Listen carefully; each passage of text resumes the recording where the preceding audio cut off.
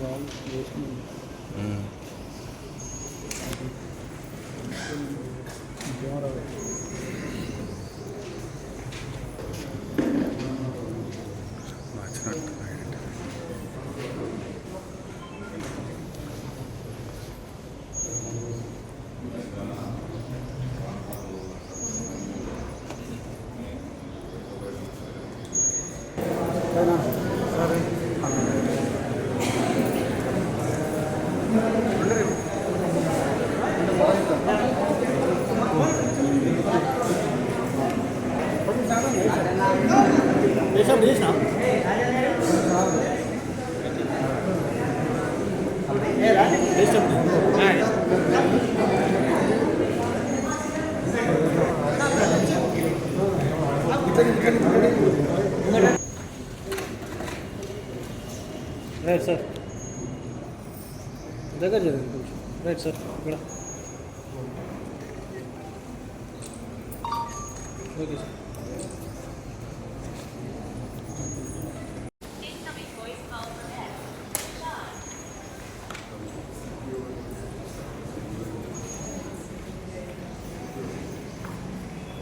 అందమైన వ్యక్తి అయితేనేమి మరి సర్దార్ సర్వాయి పాపన్న గౌడ్ గారిని స్మరించుకుంటున్నాం.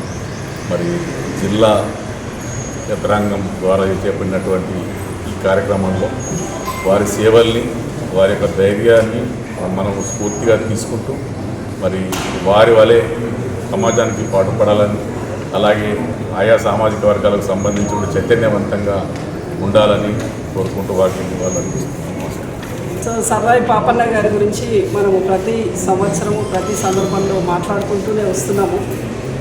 మరి ఆ రోజులలోనే రజాకార్లని నిజాం పాలన ఉన్న కాలంలోనే మరి వారు ఏ రకంగా దోపిడీకి వ్యతిరేకంగా తిరగబడడం జరిగింది. ఒక సాధారణమైన వ్యక్తి మరి మన కళ్ళ ముందు తప్పు జరుగుతున్నప్పుడు ఏ రకంగా దాన్ని తప్పు ఎత్తి చూపడమే కాదు, దాన్ని సవరించడానికి కూడా ప్రయత్నం చేసినట్టుగా మనకి వారి చరిత్ర నుంచి అర్థమవుతుంది. అంటే మనం ఏమనుకుంటామంటే నేనేం చేస్తా కామన్ మ్యాన్ని కదా అని అనుకుంటాం.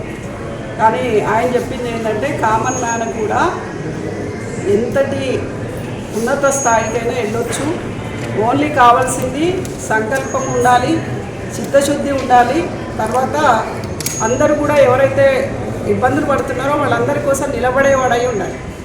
సో అది ఆయన జీవితం నుంచి మనం నేర్చుకోవాల్సింది. కానీ మనము చేస్తున్నది ఏంటి అంటే దానికి వ్యతిరేకంగా చేస్తున్నాం. ఆయన అందరినీ కలుపుకుని పోరాడాడు, మనం అందరం విడగొట్టుకుంటూ పోరాడుతున్నామేమో అని అనిపిస్తుంది అప్పుడు. సో అది వద్దు అని చెప్పి ప్రతిసారి ఆయన గుర్తు చేస్తున్నారు.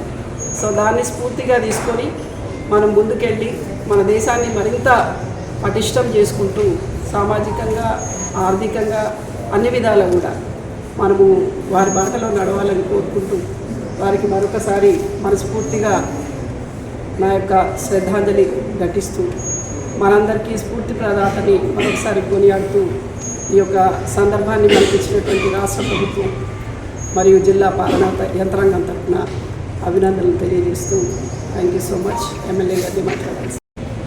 సర్వాయి పాపన్న తెలంగాణలోని వీరులలో వారు ఒకరుగా గుర్తింపబడ్డారు. మరి ఆనాడు స్వతంత్రం రాకముందు మన నైజాం ప్రాంతాన్ని మొఘలులు అదేవిధంగా ఎంతోమంది పాలిస్తున్న సందర్భంలో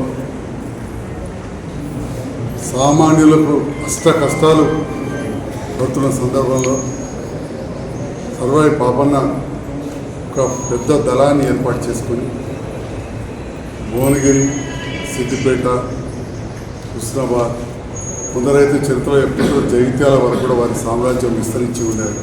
అంటే ఆ రకంగా ఒక సామాన్య గీత కార్మిక కుటుంబం నుంచి జన్మించిన సర్వాయి పాపన్న ఒక దృఢ సంకల్పంతో, మంచి ఆలోచన విధానంతో ఎంతోమందిని కూడగట్టుకొని బలమైన సైన్యం, మొఘళ్ళ సైన్యం, మొఘల్ రాజులంటే చరిత్రలో మనం ఎంతో చూస్తూ ఉంటాం.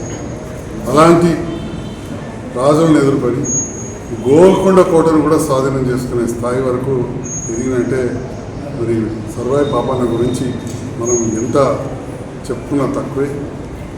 అలాంటి సర్వాయి పాపన్న ఆనాడు ఆ మొఘలు కావచ్చు, గోల్కొండ సామ్రాజ్యంలోని ఆనాటి రాజుల కింద ఉన్న జమీందారులు, పెత్తాందారులు, సామాన్య ప్రజలను అణచివేస్తున్న సందర్భంలో వారు పోరాడిన చరిత్ర మనం ఈరోజు గుర్తు చేసుకుంటూ ఇలాంటి చిరస్మరణీయులు సర్వాయి పాపన్న లాంటి వారిని మనం స్మరించుకోవడమే కాదు, ఎందుకు స్మరించుకోవాలంటే వారు ఏదైతే నిబద్ధతతో సామాన్య ప్రజల కోసం కృషి చేసినారో అడుగుజాడల్లో కూడా అందరం కూడా నడవాల్సిన అవసరం ఉన్నదని చెప్పి కూడా తెలియజేస్తూ, వారు ఏదైతే గోడకుల నుంచి జన్మించారో ఆ గీత పరిశ్రమల కోసం బీసీ వెల్ఫేర్ మంత్రి అయిన పొన్నం ప్రభాకర్ గౌడ్ గారు చెట్టుపై నుండి పడి రక్షణ కోసం కావచ్చు, అదేవిధంగా వివిధ అంశాలలో రేవంత్ రెడ్డి గారి నేతృత్వంలోని ప్రభుత్వం నిరంతరం పనిచేస్తూ ఉన్నది. ఈరోజు ఇక్కడ సర్వాయి పాపన్న గారి చిత్రపటానికి నివాళులు అర్పించిన సందర్భంలో మీకు అందరూ కూడా ధన్యవాదాలు.